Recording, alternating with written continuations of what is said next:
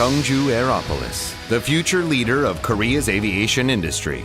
Aeropolis, located near Cheongju International Airport, is an integrated aviation logistics complex that is set to become the Northeast Asian base for the future-oriented cutting-edge aviation industry.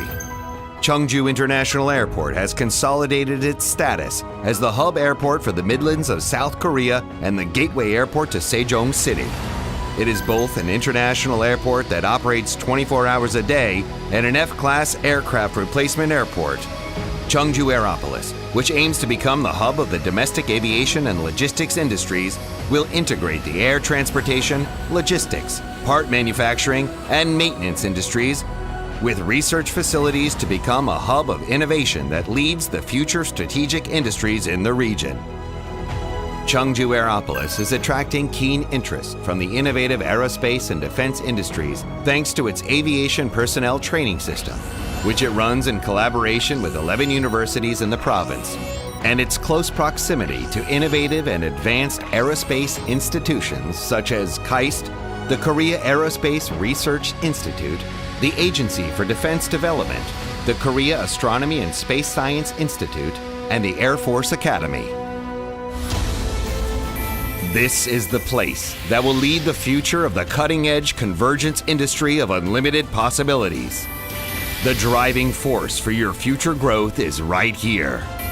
It is here in the CFEZ that your business is sure to succeed. Chungbuk Free Economic Zone. Good afternoon. My name is Ju Nam, Executive Director of AmCham Korea. Thank you all for joining us in today's webinar on Aerospace and Future Air Mobility webinar hosted by CBFES. This is a very interesting topic as Korea is often regarded as the late runner in the aerospace industry.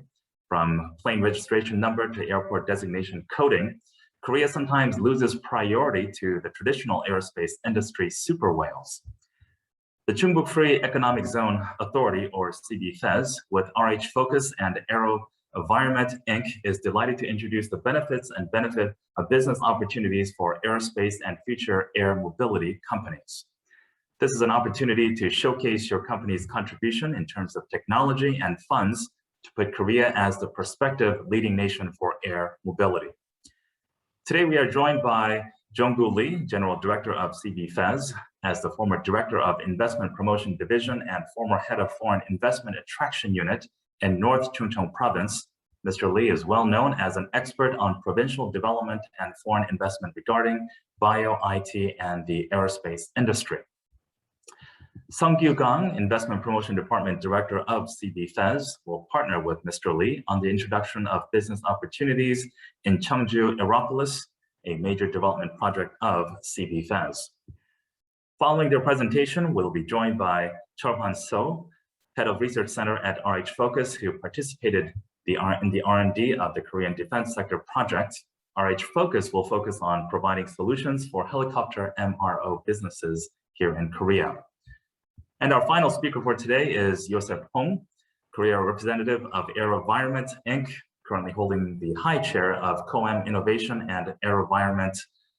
He will be guiding us through the future air mobility trends, including UAS, UAM drone, and its possibilities for future benefits here in Korea.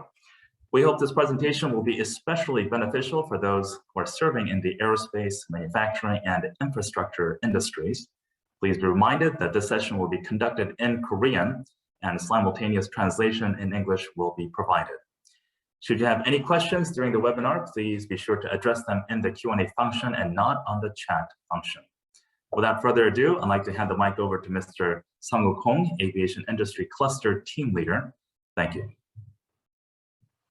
예, 남주철 상무님 감사합니다. 저는 오늘 발표 및 Q&A 세션 사회를 맡은 충북경제자유구역청 에어로폴리스 팀장 홍성욱입니다. 남상무님께서 말씀을 하셨는데요.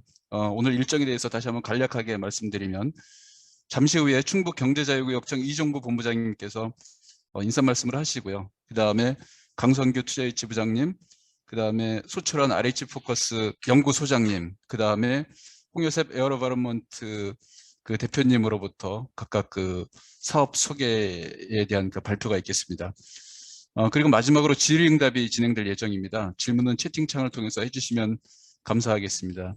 네, 다음은 충북경제자유구역청 이종구 본부장님께서 환영사를 해주시겠습니다. 네, 안녕하십니까. 충북경제자유구역청 본부장 이종구입니다. 만나뵙게 해서 반갑습니다.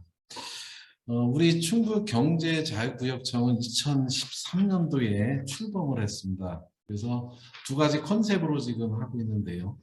우선 이제 오송 지역은 여러분들이 많이 들으셨겠지만 바이오 밸리를 조성하고 있습니다. 그래서 이곳은 정부에서 보면 국가 보건의료 관련 기관들이 질병청, 보건환경연구원 이런 부분들이 모두 이곳에 6대 국제기관이 집적돼 있고요. 바이오 1, 2, 3, 4단을 조성하고 해서 1, 2, 3단은 벌써 기업들이 입주가 완료되어 있습니다. 그래서 유수의 대한민국 큰 제약회사들은 모두 LG화학부터 모두 이곳에 입주했다 이렇게 보시면 되겠습니다. 그래서 저희들이 이제 오송 지역은 부지가 좀 부족해서 3, 4단을 추가로 국가산단으로 조성 중에 있습니다. 그래서 이곳은 명실상부하게 대한민국에서 가장 큰 바이오 관련 산업지다 이렇게 아시면 되겠고요. 특히 이제 이곳이 계속 발전을 해서 인구도 계속 증가하고 있습니다. 그리고 이곳이 오송역이 있는데 대한민국에서는 KTX 유일한 분기역입니다. 대한민국 유일한 KTX 분기역이 오송에 있어서 전국에서 가장 이제 접근하기 좋은 이런 지역입니다.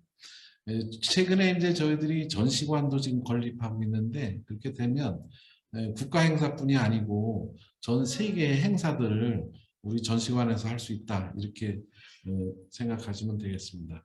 그리고 두 번째로 저희들이 추진하는 곳이 에어로폴리스입니다. 청주 국제공항 주변을 중심으로 해서 에어로폴리스를 조성하고 있는데요. 우선 이곳은 항공산업, 항공정비 관련 산업들을 유치하고 있습니다. 최근에 이제 1, 2 산업단지는 모두 분양이 돼서 에어로 3지구도 추가로 지금 개발 중에 있고요.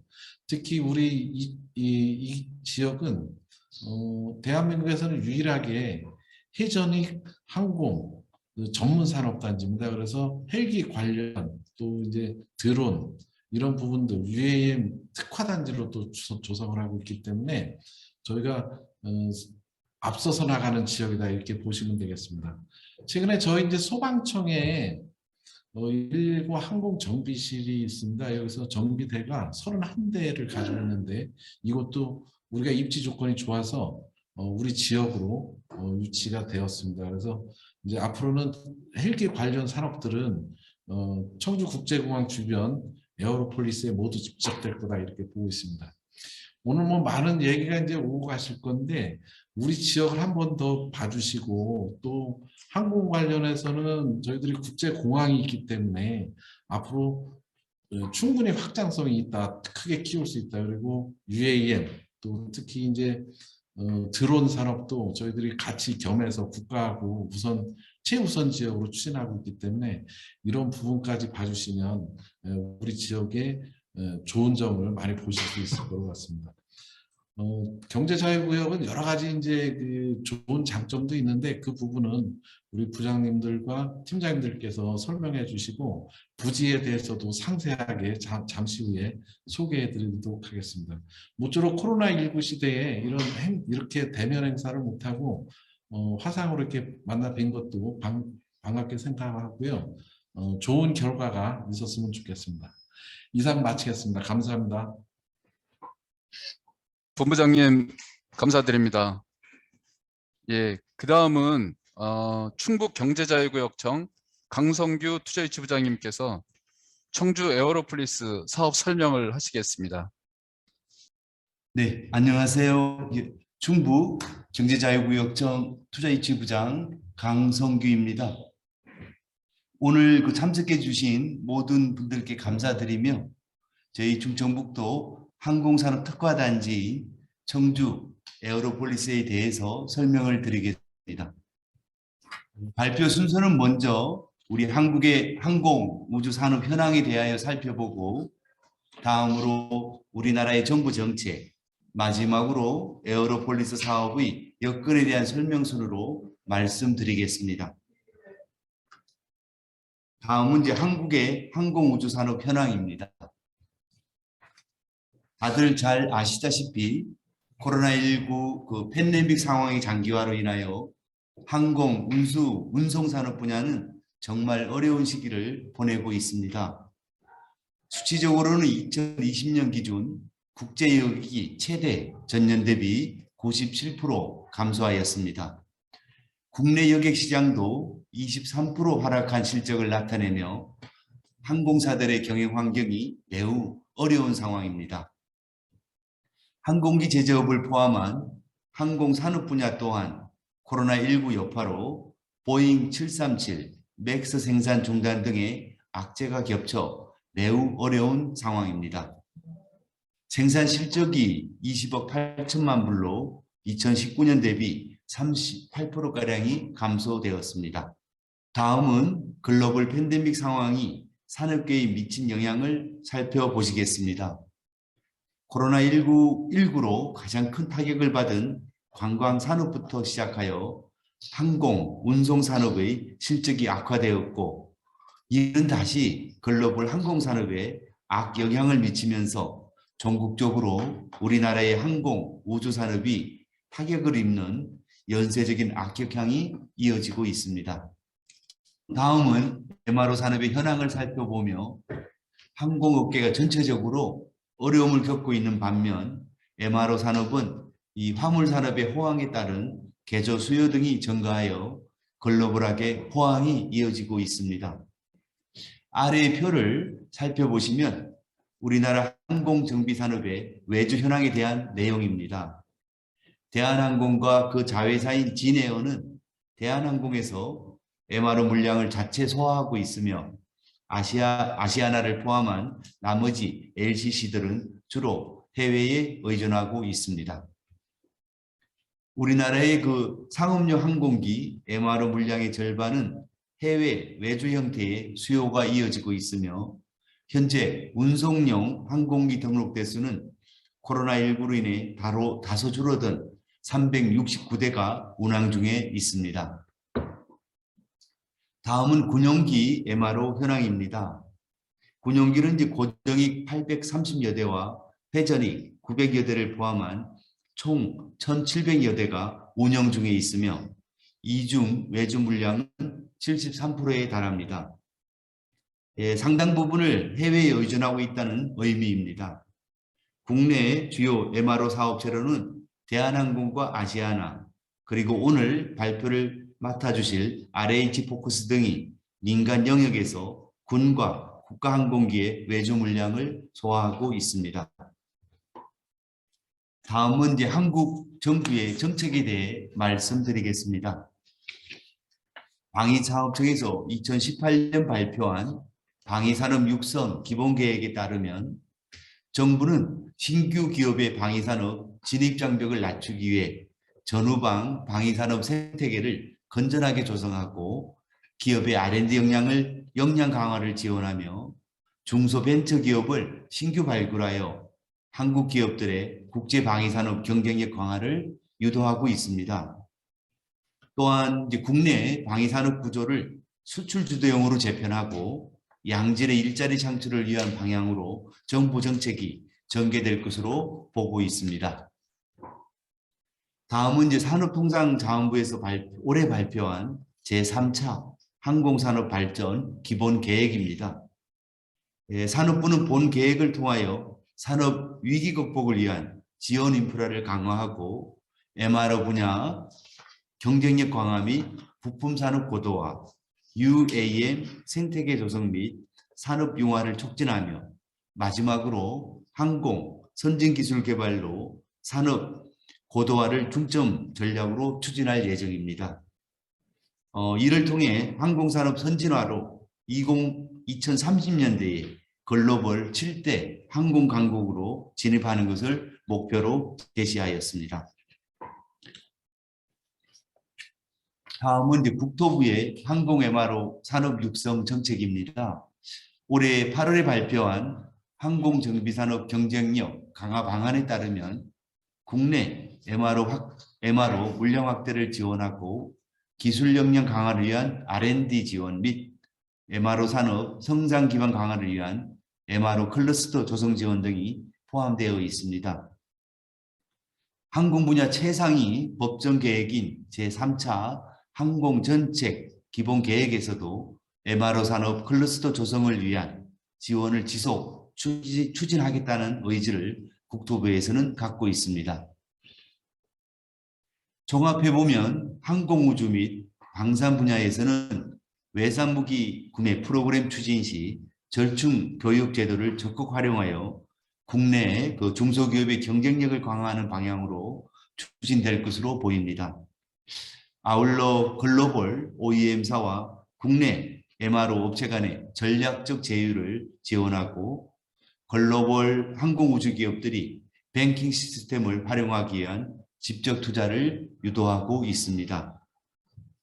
이와 같이 이제 국내외 기업들 간의 협력 확대와 신규 투자 활성화를 촉진하여 궁극적으로는 양질의 일자리를 창출하고 산업 역량의 전반적인 강화를 추구하는 방향으로 정부 정책들이 추진될 것을 시사하고 있습니다. 다음으로 에어로폴리스의 개관과 사업 환경에 대해 말씀드리겠습니다. 먼저 경제 자유구역에 대하여 설명드리겠습니다. 경제 자유구역 제도는 국내의 기업의 사업 환경을 조성하기 위하여 규제 철폐와 각종 인센티브를 제공하는 한편 외국인 정규환경 조성을 위한 병원, 국제학교 등을 설립할 수 있는 지역으로 지난 2003년에 처음 도입되었습니다. 현재 총 9개 구역이 설정되어 있으며 저희 충북 경제자유구역은 2013년에 산업부로부터 지정받았습니다. 충북 경제자유구역은 이 오송역 주변에 바이오, 제약산업을 특화한 오송 바이오밸리와 청주 국제공항을 중심으로 항공 분야 전문 산업단지인 청주 에어로폴리스로 구성되어 있습니다. 청주 에어로폴리스에 대해 소개해 드리겠습니다. 현재 1, 2, 3지구로 단계적 조성을 추진 중인 에어로폴리스는 청주공항에 인접하여 약 55만 평 규모로 조성 중에 있으며 1, 2지구는 회전익 MRO 산업특화단지로 3지구는 UAM을 포함한 미래 모빌리티 산업 특화단지로 조성을 추진 중에 있습니다. 에어로폴리스 지구를 항공 전문 산업단지로 육성하기 위하여 저희 충북 경제자유구역청에서는 다음과 같은 정책을 추진하고 있습니다. 주요 정책으로는 회전익 MRO 전문 클러스터로 거듭나기 위한 다양한 정책을 추진하고 있으며 최근에 소방청 통합항공정비실이 저희 에어로폴리스를 최종 부지로 선정하는 등 에어로폴리스는 이제 국내 유일한 회전익 MRO 전문 산업단지로의 기반이 강화되고 있습니다. 아울러 이제 그런 전문 인력 역량 강화 프로그램과 드론, UAM과 같은 미래 항공 모빌리티 육성 프로그램 등도 계획대로 추진 중에 있습니다. 다음으로는 왜 에어로폴리스가 이처럼 주목받고 있는지 그 입지 강점에 대하여 살펴보시겠습니다. 먼저 항공우주, 방산 관련 혁신기관들과의 인접성을 들 수 있습니다. 30분 거리에 있는 대덕연구단지에는 국방과학연구소, 항공우주연구소 등이 위치하고 있으며 또 글로벌 항공우주 기업이 입주한다면 이들 핵심 연구기관들과의 협업이 매우 유리할 것으로 보입니다. 에어로폴리스는 교통과 물류 네트워크의 중심에 위치하고 있습니다. 7개 고속도로가 동서남북으로 이어지고 또 국내 유일의 고속철 분기역인 오송역이 위치하고 있어 전국 주요 지역을 2시간 이내에 편리하게 이동을 하실 수가 있습니다. 이러한 접근성은 사업 협력의 확대와 비용 절감을 포함한 상당한 수준의 경제적 효과를 발생시킬 것으로 기대하고 있습니다. 에어로폴리스는 이제 청주국제공항과 인접하여 부품 공급과 같이 글로벌 네트워크를 필요로 하는 부분에 있어 강점을 가지고 있으며 도내 5개 대학에서 1년에 300여 명의 전문 인력이 지속 양성되는 만큼 우수한 인적 자금을 공급받는데 문제가 없습니다. 또한 주변 공군 부대와 또 회전익 정비 전문 업체와 기관들이 소재하고 있는 점은 매우 유리한 입지적 강점 중에 하나입니다. 청주국제공항은 이제 24시간 운영 공항이며 또 국토부로부터 2종 물류 거점 지역으로 지정되어 공항 접근망 개선 사업을 우선적으로 적용받는 지역입니다. 또한 경제자유국으로 조인트벤처와 같은 국내외 합작법인에 대한 다양한 인센티브를 제공하고 있으며 쾌적한 배후도시 여건을 누릴 수 있어 외국인 직접 투자에도 유망한 입지입니다. 아울러 인근 청주권역의 IT, 반도체, 바이오 등의 산업과도 신산업 융합이 가능하므로 혁신적인 신산업을 추구하기 좋은 여건을 갖추고 있습니다. 코로나19로 인해 당장은 아니지만 국토부는 청주국제공항의 잠재적 성장성을 높이 평가하고 있으며 수요가 재차 증가 추세로 돌아서면 여객 및 화물터미널을 포함한 공항시설 확장을 적극 검토할 것으로 보입니다. 경제자유구역의 지정과 운영, 또 핵심 산업에 대한 육성 정책과 관련해서는 산업부와 긴밀한 협력과 지원도 지속 이어지고 있습니다. 또한 국방부와도 2014년 부지 교환에 관한 협약을 체결하고 추후 MRO 산업 육성에 대한 협력을 이어나갈 것을 확인하였습니다. 앞서 말씀드린 바와 같이 경제자유구역에 외국인 투자기업이 들어올 경우 정부와 지자체로부터 입지 지원, 세제 감면, 재정 지원 등이 가능합니다. 따라서 저희는 항공산업 기업들에게 청주 에어로폴리스의 미래를 위한 새로운 사업 기회가 있다고 분명하게 말씀드릴 수 있습니다. 또한 살펴본 입지적 강점들은 최근 119 항공정비실이 최종 후보지로 선정될 만큼 그 회전익 MRO 사업에 최적화되어 있다고 볼 수 있습니다. 절충교육 정책 개정으로 인해 항공우주 방산 분야의 글로벌 기업들이 국산 부품 적용 확대, 가치 뱅킹 제도 등의 활용에 대한 대비가 필요한 시점입니다. 저희 충북 경제자유구역에서의 외국인 직접 투자는 가치 축적으로 인정됨과 동시에 각종 세제 혜택을 누릴 수 있는 점을 감안하시면 글로벌 항공우주 기업이 한국에 대한 투자를 검토하실 때 최적지가 바로 에어로폴리스 지구라고 생각합니다. 인센티브와 관련해서는 외국인 직접 투자의 경우 일정 요건 충족 시 재산세, 취득세를 10년간 감면받을 수 있습니다. 또한 현금 지원을 포함한 재정 지원도 이루어질 수 있사오니 자세한 사항은 저희 충북경제자유구역청 담당자와 상담을 통해 안내해 드리도록 하겠습니다. 저희 충북경제자유구역청에 많은 관심 부탁드리겠습니다. 이상 발표를 마치겠습니다. 경청해 주셔서 감사합니다. 강성규 부장님 감사합니다. 다음은 저희 청주 에어로폴리스 입주 예정인 RH포커스의 소출한 연구소장님을 모시고 RH포커스의 사업 현황 및 협업 기회에 대해서 말씀을 듣도록 하겠습니다. 소출한 소장님 발표해 주십시오. 안녕하십니까. RH포커스 기술연구소의 소철완이라고 합니다. 저희 RH포커스가 회전익 항공기 MRO 전문 업체인 내용에 대해서 회사 내용과 그 다음에 에어로폴리스 1지구에 입주하게 된 내용들에 대해서 회사 설명과 같이 협의 드리도록 하겠습니다. 안녕하십니까. RH포커스 기술연구소 소철완입니다.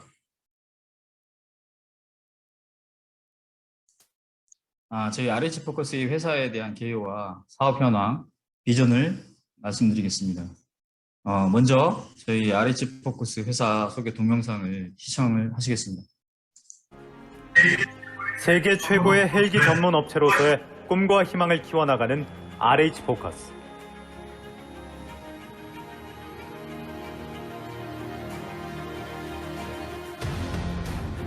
서울 사무소와 청주 본사를 중심으로 다양한 고객에게 헬기 사업 관련 종합 솔루션을 제공하고 있습니다. 대한민국 헬기 산업을 선도하는 RH포커스는 러시안 헬리콥터사 국내 유일의 공식 딜러로서 2016년 4월 LG 상사 항공사업 부문의 23년간 경험과 지식을 승계하여 창립되었으며 현재는 국내 최고의 헬기 MRO 회사로 자리매김하고 있습니다. 1993년 러시아 헬기가 국내에 최초 도입된 이래 26년간 산림청, 해양경찰청, 소방본부 등 70여 대의 헬리콥터를 후속 지원하며 차별화된 기술력과 전문성을 구축하였고 현재는 헬기 및 부품 판매, MRO, 성능 개량 및 옵션 장비 개발 등 헬기 사업 전체 영역으로 역량을 확대하고 있습니다. 고객 헬기의 운용 안정성이 최우선 보장된 가운데 최상의 가동률 유지와 경제적인 운용성 확보 등 최고 품질의 헬기 사업 토탈 솔루션을 제공하기 위해 최선을 다하고 있습니다.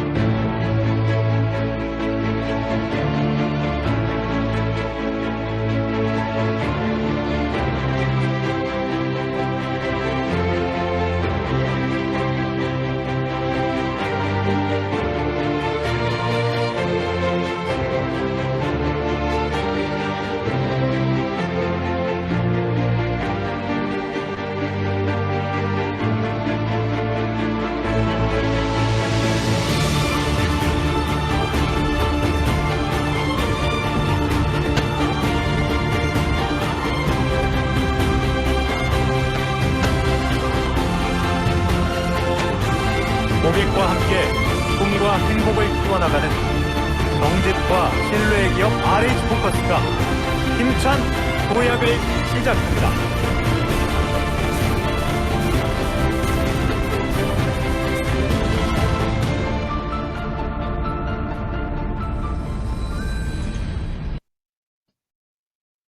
RH포커스는 러시안 헬리콥터의 공식 딜러사입니다. 러시아 헬기의 정비와 정비 지원, 소요 부품을 공급하고 있습니다.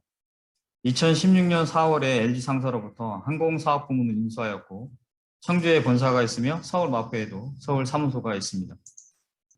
지금 보시는 사진이 청주 본사 전경 사진이고요. 헬기 정비를 위한 정비구 내부 사진입니다. 근거리에 제2공장도 위치를 하고 있습니다.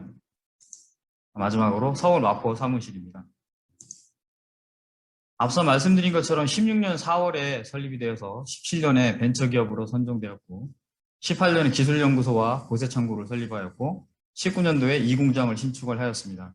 20년도에는 신규 사업을 위한 FG 에어로를 설립을 하였습니다. 오른쪽에 보이는 도면을 보시면 RH포커스 정비구는 총 12대의 헬기를 동시에 정비 수리가 가능합니다. 러시아 헬리콥터는 서방 항공기와는 달리 블레이드가 날개가 전체적으로 접을 수 있는 타입으로 제작이 되었기 때문에 12대가 한 번에 동시에 정비 수리가 가능한 항공기입니다. RH포커스는 신규 헬기 조립과 AS 지원 업무, 그다음에 옵션 장비 기술 검토, 장착 업무를 수행하고 정기 검사와 상태 검사, 기체 수명 연장하는 기체 오버홀 업무를 주요 업무로 수행하고 있습니다. 지금 들리실지 모르겠는데 현재에도 중정비를 마치고 시험 비행을 하는 항공기 소리가 계속 창 너머로 소리가 들리고 있습니다. 그리고 저희는 항공기 수리 개조와 국내는 물론 해외로의 기술 지원도 수행을 하고 있습니다. RH포커스는 항공기의 항전 장비를 수리하여 시험, 테스트하는 항운항습 시설이 갖춰진 항전 장비 시험실을 보유하고 있고 헬기 스킨의 시트메탈과 복합재 수리를 위한 판금실과 배터리를 보관하고 점검하고 하는 배터리 샵, 항공기 부품을 페인팅하는 페인팅 샵과 기타 정비에 필요한 툴과 장비를 보유를 하고 있습니다. 항공기 MRO 사업은 국내외적으로 많은 기관으로부터의 인증이 필수적입니다. 먼저 국내에서는 국토교통부로 받은 AMO 정비조직 인증서와 서울지방항공청의 항공기 정비업 인증서, 항공안전관리 시스템 인증서가 있어야 가능합니다. 국외에서는 항공기 설계사와 제작사, 주요 보기류의 제작사에서 인증을 받아야 MRO 사업을 할 수 있습니다. 따라서 당사는 헬기 설계사와 까무프 제작사, 후마페, 엔진 기어박스 제작사로부터의 인증을 모두 취득을 하였고 항공 품질 관리 시스템인 AS 9110 인증도 취득을 하였습니다. 러시안 헬리콥터를 정비하기 위한 주요 저희의 협력사들입니다. 강원도의 대형 산불 현장에서 강풍에도 유일하게 산불 진화를 했었던 까무프 KA-32 헬기의 설계사와 제작사, 경찰에서 보유한 MI-172 설계 제작사, 러시아 헬리콥터의 모든 부품을 공급하는 HSC, 로타마스타 엔진 기어박스 제작사로 구성되어 있습니다. 특히 엔진과 기어박스 제작사 엔지니어는 상시로 RH 포커스에 상주시켜서 긴급 상황에 대처를 하고 있습니다. 저희 RH 포커스의 주요 고객사들에 대해서 말씀드리겠습니다. KA-32 항공기를 가장 많이 보유한 산림항공본부는 각 시도에 분산 배치되어 있고 산불 진화와 산림 방제, 화물 운송, 산악구조 임무를 수행하고 있고 특히 강풍에도 산불 진화가 가능한 헬기로 잘 알려져 있습니다. 산림항공본부에서는 총 29대를 보유하고 있습니다.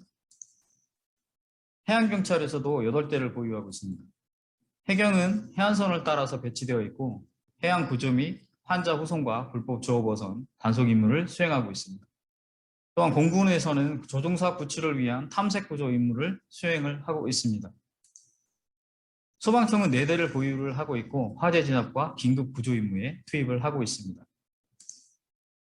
국립공원은 국립공원 감시와 화물 운송 임무에, 민간은 철탑이나 대형 건설 현장에서의 물자 이동의 임무에 사용을 하고 있습니다. 경찰청은 VIP 경호와 대테러 작전, 고속도로 순찰, 수색 인명 구조 임무에 투입되고 현재 3대를 운용을 하고 있습니다. K-32 헬기는 산림항공본부, 해양경찰, 소방청, 공군, 국립공원, 민간에서 총 57대를 운용을 하고 있고 MI-172는 경찰에서 3대를 운용을 하고 있습니다. 다음은 저희 회사의 사업 현황에 대해서 말씀드리겠습니다. 먼저 러시안 헬리콥터의 정비 수리 업무를 수행하는 MRO 사업 부문과 이 부문이 가장 메인이 되는 사업 부문이고요.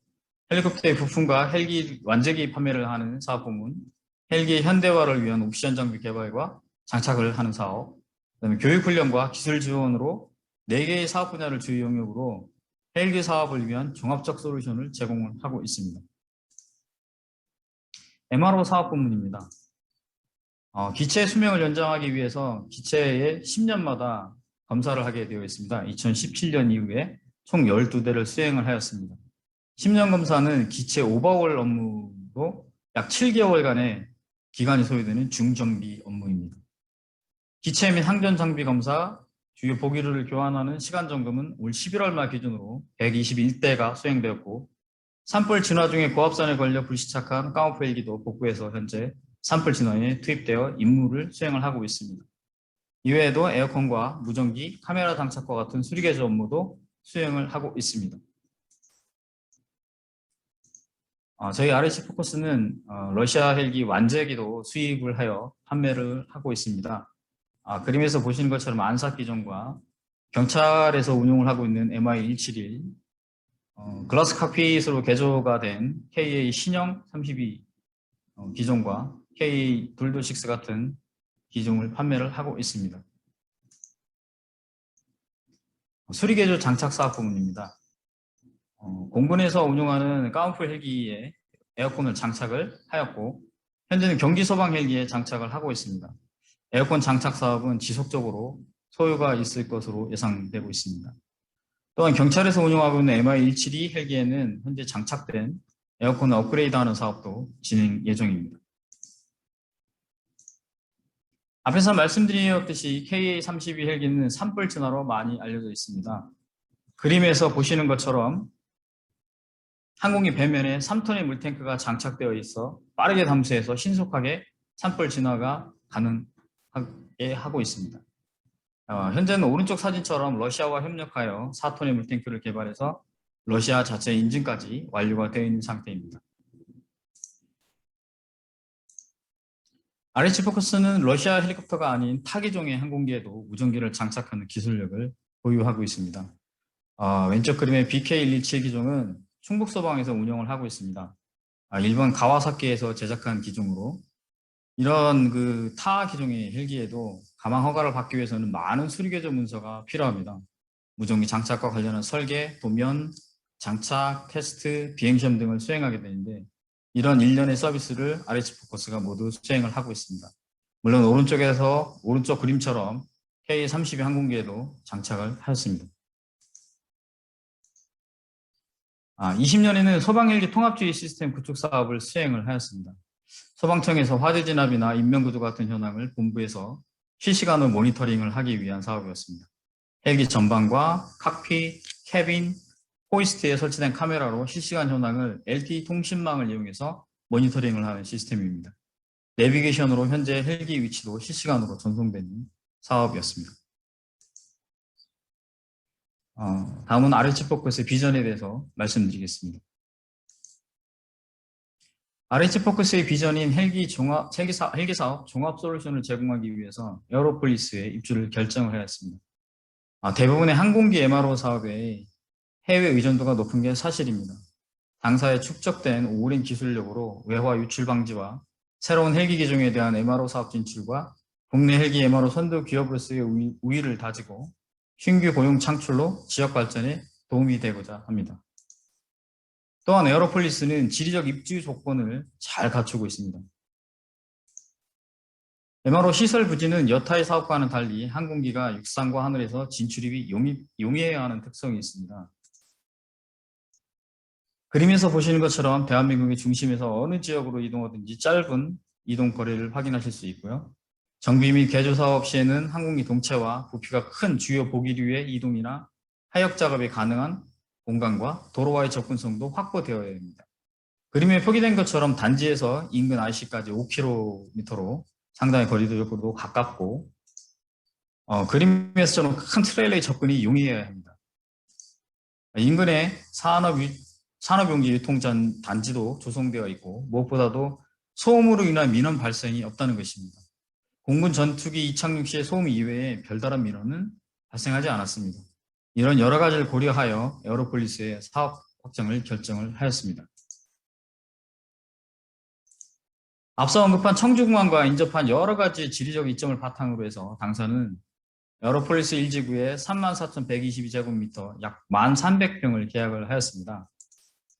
현재 계획으로는 2개의 정비고와 폐도로 서방항공기 MRO 사업으로의 확장과 조종사와 정비사를 위한 트레이닝 센터, 자재 보세 창고를 별도 운영할 계획이며 항공기 세척장과 컴파스 패드를 보유할 계획입니다. 또한 주요 보기류에 대한 오버홀 센터도 운영할 계획을 가지고 있습니다. 이렇게 새롭게 시작하게 되면 우측 도면에서 보라색 표시부가 현재의 RH 포커스의 위치입니다. 여기서 파란색 박스의 에어로폴리스 1지구의 입주 예정으로 신규 사업 영역 확대를 통한 인력 충원으로 지역 발전에 기여하고 도내 대학이나 유관기관과의 협업을 통해서 항공산업 발전을 기대할 수 있을 것입니다. 따라서 RH 포커스는 회전익 항공기 MRO 주력업체로 국내 최고의 정비 서비스를 제공할 것입니다.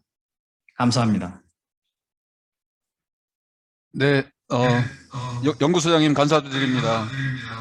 다음은 에어로바로먼트의 홍여섭 대표님께서 에어로바로먼트의 사업에 대해서 발표해 주시겠습니다. 네, 소개해드리겠습니다. 저는 미국 군사무인기 전문업체 에어로바이러먼트사의 한국 담당 홍요섭입니다. 반갑습니다. 먼저 충북 경자청이 이렇게 역동적인 항공우주 사업을 한다는 것에 대해서는 많이 놀랐습니다. 정말 감사드리고요. 지금 현재 아태평양의 그 분쟁 위협이 가중됨에 따라서 이제 미 육군도 육군의 혁신 프로젝트인 아미 모더나이제이션을 추진 중에 있습니다. 그 핵심 교리는 과거 육군이 지상전만 수행을 했었는데 현재는 육군, 해군, 공군, 우주, 사이버 영역을 모두 포함한 다영역 작전 환경에서의 운용, 즉 멀티 도메인 오퍼레이션을 핵심 교리로 채택을 했습니다. 이것은 이제 과거에 지상전만 수행한다는 육군의 개념이 다영역 환경에서 임무 수행이 가능한 합동군으로의 완전한 변환을 의미합니다. 또한 대한민국 육군도 2017년부터 첨단 군사과학 기술을 활용한 군사적 혁신을 추진했습니다.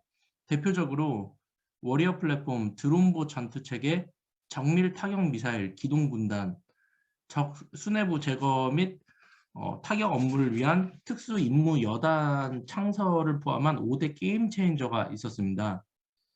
양국은 공동의 위협을 대응하고 방위사업 분야에서도 협력하기 위해 다양한 프로젝트를 추진하고 있습니다. 저 또한 에어로바이러먼트의 한국 대표로서 대한민국과 기술협력 생산을 위해서 노력을 하고 있고, 특히 군사력의 핵심 분야 중 하나인 이 전력 업무는 소요군과 국내외 방위산업 기업 그리고 정부 지자체가 공동으로 추진해야 될 부분이라고 생각합니다. 그렇기 때문에 많은 분들의 관심과 응원을 부탁드리겠습니다.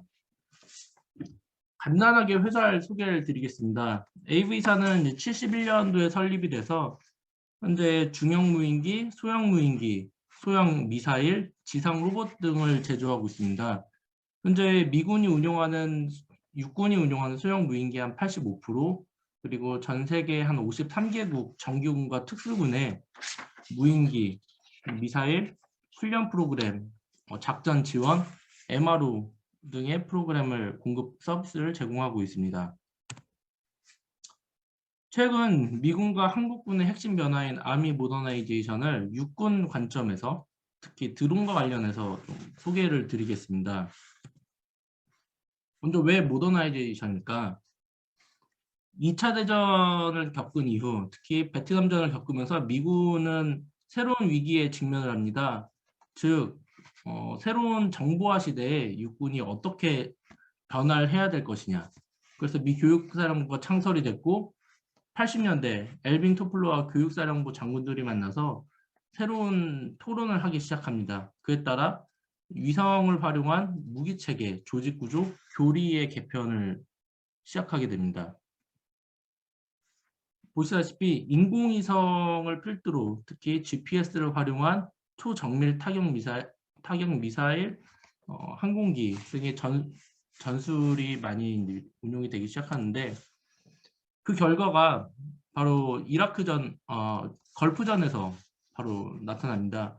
1991년 세계 4위 군사력에 달했던 이라크군이 쿠웨이트를 침공했고 미국과 연합군이 반격을 했는데 1000시간의 항공작전, 즉 수천 발의 정밀타격 미사일을 선제적으로 원거리에서 발사를 하고 단 4일 만에 지상작전을 통해 3만 명에서 5만 명에 달하는 이라크군을 전사시키고 즉각적인 전멸을 시키게 됩니다.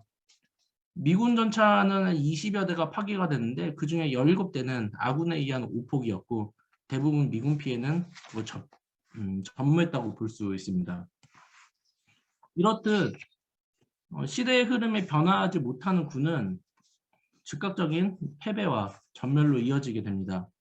그렇기 때문에 새로운 시대, 4차 산업혁명 시대를 맞이한 현재 한국, 미국을 포함한 전 세계의 군이 혁신을 지금 추진하고 있습니다. 그것이 바로 아미 모더나이제이션이고 새로운 교리가 멀티 도메인 오퍼레이션인 것입니다.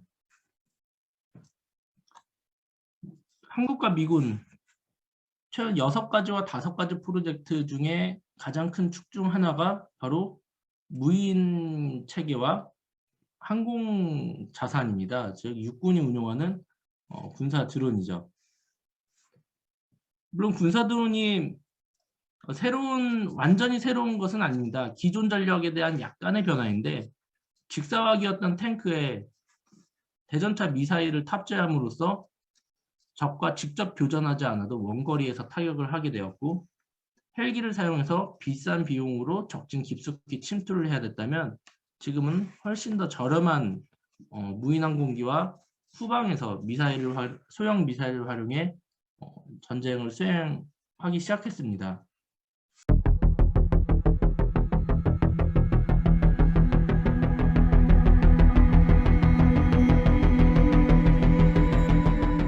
We're out at Dugway Proving Ground today with our Puma team and our Switchblade team, filming a simulated mission demonstration.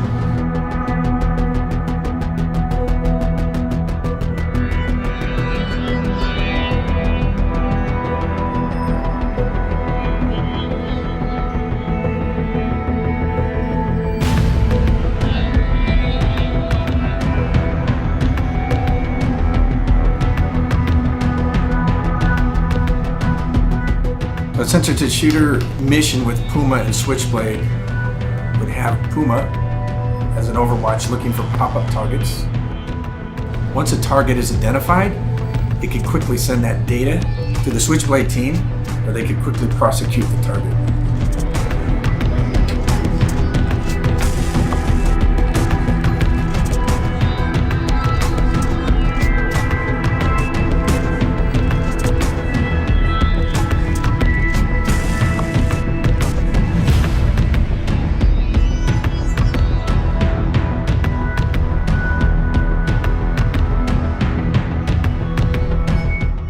The primary purpose of Switchblade is to prosecute targets that have been identified either by the operators themselves or another ISR platform. It's very lightweight, it's man-packable.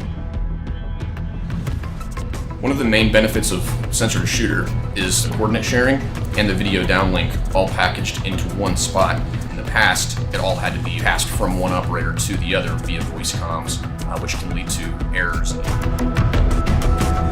Launching! 3, 2, 1.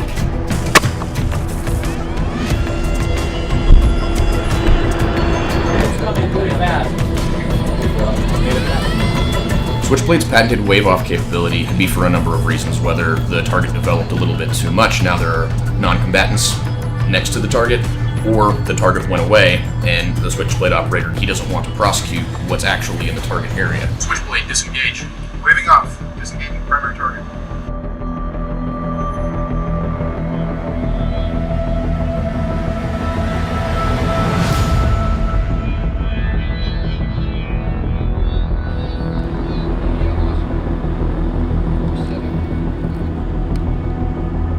Three, two, one, impact. Impact.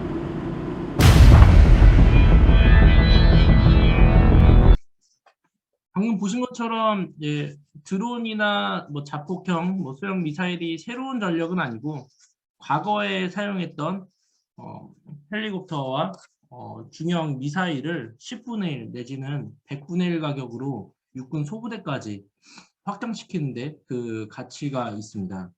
3차 산업혁명의 승리였던 데저트 스톰 작전에서는 완벽한 최소한의 희생과 승리를 일궈냈고, 앞으로 벌어질 새로운 위협 또한 4차 산업혁명을 받아들인 군과 받아들이지 못한 뒤처진 군대의 싸움이 될 것으로 예상을 하고 있습니다.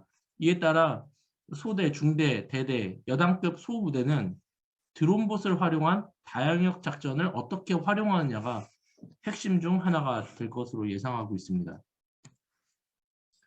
보시다시피 정찰헬기 한 대에 200억 정도의 가격을 10억 원, 20분의 1 수준인 드론으로 운영하고, 직사각이었던 기존의 탱크를 미사일을 장착한 전차로 더욱 저렴하게 개조를 할 수가 있는 시대가 도래했습니다. 또한 드론 관련해서 최근에 가장 큰 이슈는 2017년과 2018년 미 육군과 국방부 리더십에서는 중국의 사이버 위협과 카메라에 장착된 백도어 등의 문제를 해결하기 위해 중국산 통신 및 모든 장비에 대한 구매 취소 명령서를 하달했습니다. 그렇기 때문에 우리나라도 최근에 유사한 문제들이 많이 발견이 됐기 때문에 미국 회사 중에 하나인 에어로바이러먼트가 지금 대한민국과 가장 좋은 저는 파트너가 될 것으로 생각을 합니다. 특히 이러한 한미 기술협력 생산을 통해서 저희 AV는 아시아 및 유럽에 제공할 수 있는 AV 장비의 생산, 수출 전진 기지를 한국으로 적극 검토하고 있으며 전에 군사용뿐만 아니라 산업용 다양한 드론에 쓰이는 국산 표준화 프로젝트에 있어서 저희가 이제 여러 가지 기여를 할 수 있을 것으로 예상합니다. 드론이 전 세계적으로 매년 10%에서 15%씩 꾸준히 성장하고 있습니다. 그래서 저희 50여 년간 무인기를 만들어왔던 에어로바이러먼트가 국내에서 좋은 역할을 할 수 있도록 많은 관심과 응원 부탁드립니다. 감사합니다. 예, 홍요셉 대표님 감사드립니다. 그러면 지금부터 Q&A를 갖도록 하겠습니다. 지금 저 홍요셉 대표님 발표 중에 그 한국에서 이제 한국의 그 군용 그 무인기 시장의 기여 방안에 대해서 여러 가지 좀 고민을 하시고 계신다고 하셨는데 지금 현재도 그 우리 군하고 이렇게 좀 진행하고 계신 사업이 있으신가요? 지금 한국군에서 저희 회사를 그냥 공식적으로 최근에도 방문을 했었고 네. 지금 뭐 한 대, 두 대 납품을 한다 아직 한 사례는 없지만 지금 여러 채널로 지금 협의 중에 있습니다. 첫 번째는 이제 국내 방위사업추진위원회에서 군사 드론을 국산 생산을 하겠다라고 이제 결정이 됐기 때문에 저희 회사도 이제 한국에 굳이 이제 생산을 하게 된다면 이제 단순히 한국산뿐만 아니라 특정 물량에 대한 전체 생산 기지를 한국으로 이제 옮겨야 됩니다. 이제 그런 부분에 대해서는 한국군하고 좀 여러 차례 이제 교류가 됐었고, 다만 이제 사업적으로 추진하기 직전입니다. 한국의 어느 지역에 어느 시점에 투자를 해야 되나 지금 그것만 검토가 남은 상태입니다. 네, 지금 사실은 이제 대표님께서 말씀해 주셨듯이 이제 그런 부분들 때문에 저희가 좀 그 경제자유구역이 나름대로의 그 경쟁 우위를 갖는다고 이제 저희들은 보고 있습니다. 네. 지금 뭐 대표님도 잘 아시다시피 사실 그 2018년도에 방사청에서 절충교역 그 제도를 이제 개선하면서 정부에서 좀 정책적으로 초점을 두는 방향은 사실 국내에서의 고용 창출이라든가 또 아니면 국내 이제 그 중소기업이나 아니면 국내 기업들의 그 방산 수출 확대 이제 이런 쪽으로 지금 좀 포커스가 맞춰지고 있는 상황이고요. 그리고 이제 뭐 뱅킹 시스템이라든가 아니면은 그 무기 체계 내에서의 일정 비율을 국산 부품을 채택해야 하는 이제 뭐 이런 식으로 제도하고 방향이 바뀌어가고 있는데 이제 그런 측면에서 좀 보자면은 글로벌 그 방산 기업들의 국내 중소기업 내지는 국내 기업들하고의 협업이 기묘한 이제 그런 상황이라고 보여집니다. 또 그렇지만 사실 국내 기업들이 하루아침에 그 글로벌 방산 기업의 서플라이 체인에 포함되기는 굉장히 어렵거든요. 이게 기술력이라든가 아니면 내부의 시스템이 갖춰져야지 사실 글로벌 방산 기업의 서플라이 체인에 그 들어갈 수 있는 건데 그러지 않은 상태에서 이제 하루아침에 사실 이게 1, 2년 사이에 이루어질 수 있는 것도 아니고 그러다 보면은 글로벌 방산 기업들이 이게 사업 전략 측면에서 지금 이제 대표님께서 말씀하셨듯이 국내에서의 어떤 뭐 생산이라든가 R&D라든가 이런 부분을 전략적으로 고민할 수밖에 없다. 이제 저희들은 그렇게 보고 있고 그런 측면에서 어딘가 입지를 해야 된다 그러면은 이제 그 FDI 자체도 절충교역으로 인정이 되고 그 다음에 해외 기업이 입지함으로써 여러 가지 혜택을 받을 수 있는 그 곳이 글로벌 방산 기업들이 입지할 수 있는 곳이 아니냐 이제 이렇게 저희들은 생각을 하고 있고요. 그런 측면에서 이제 좀 대표님하고 조금 더 심도 있는 대화를 나누기를 기대하고 있습니다. 예, 감사합니다. 현재 저희가 한국 회사의 소재 부품 방산 관련 회사들의 기술 순위 상당히 높은 걸로 평가하고 있습니다. 네. 최근 미국의 이제 프라임 컨트랙터들과의 뭐 미사일이나 항공기 관련 소재 부품 국내 회사들도 상당히 있고 저희도 아예 동체에 대한 소재나 뭐 모터 여러 가지 분야에 대한 밀스펙 디자인을 한국 기업에 제공을 했을 때 충분히 생산이 즉각적으로 가능하다는 결론이 나왔고 그런 이제 컨소시엄도 상당히 좀 어느 정도 가시화가 된 상태입니다. 네. 다만 저희가 이제 좀 약한 부분이 아무래도 대관 업무입니다. 모든 해외 기업들이 겪고 있을 문제일 텐데 그 절충교역에 대한 뭐 전체적인 틀은 알고 있지만 문서적인 것과 좀 정책이 다소 좀 유연하다 보니까 이런 것들을 조금 더 신뢰가 서로 이제 신뢰할 수 있는 분위기 속에서 지자체나 경자청이 함께 좀 지원을 해준다면 좀 도움이 굉장히 많이 될 것 같고요. 그런 측면에서 저희가 따로 한번 찾아뵙도록 하겠습니다. 너무 감사합니다.